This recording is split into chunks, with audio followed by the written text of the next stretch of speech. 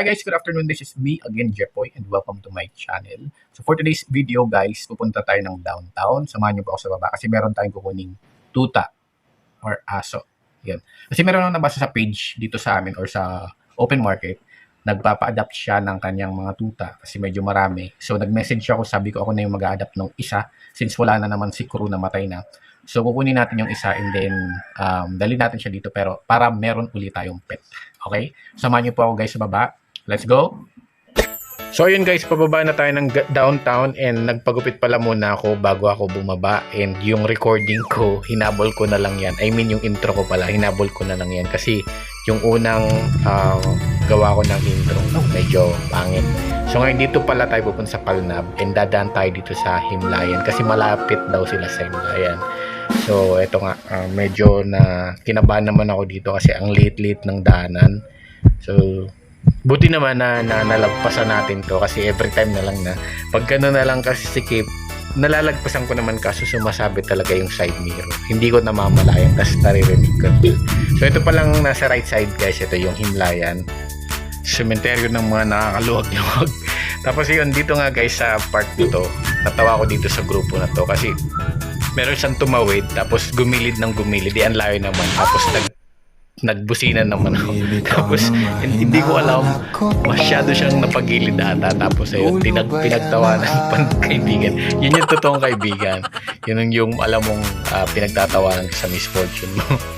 Kasi ito pa diretso na tayo. Kaso nga lang, pagtigil ko dun sa may pinag-usapan namin, wala daw. I mean, hindi pa lumalabas. So pumunta muna ang sementeryo, nagbisita muna, nagpaano muna ang kandila, tapos binalikan ko na lang kung sinabi sa akin na okay na daw, nag-aantay na daw yung bata. So binalikan ko na lang siya ulit dito and then nakita ko naman yung dalawang bata as pagkaka-describe ni ate. May dalawang arin kaya nito eh.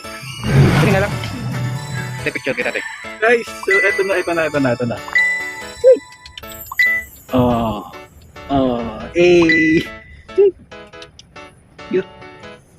Siya. And wait lang.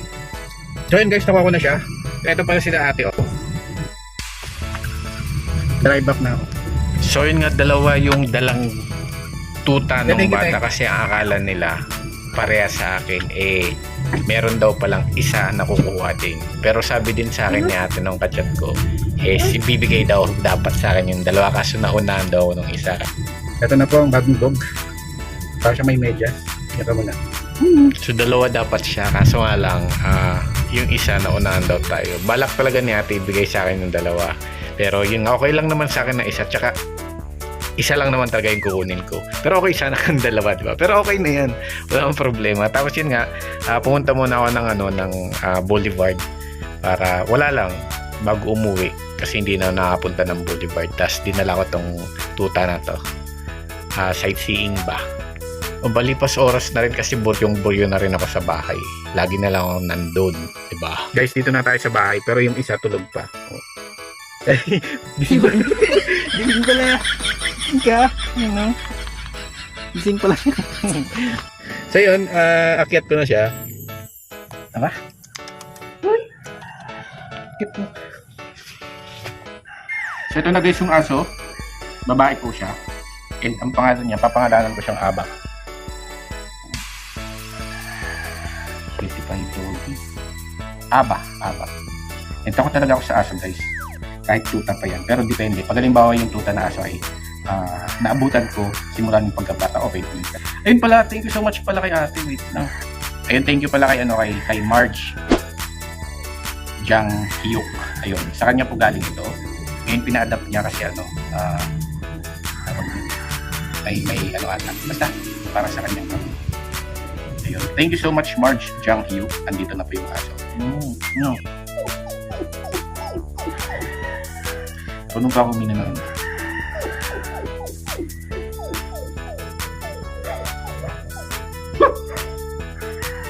Dahil nga nakagat tayo ng aso nung bata pa, kaya takot ako sa aso. Pero nagpa-anti-rabies naman. Hindi ko alam kung mamamatay ba ako kung hindi matay. Kaya ako minsan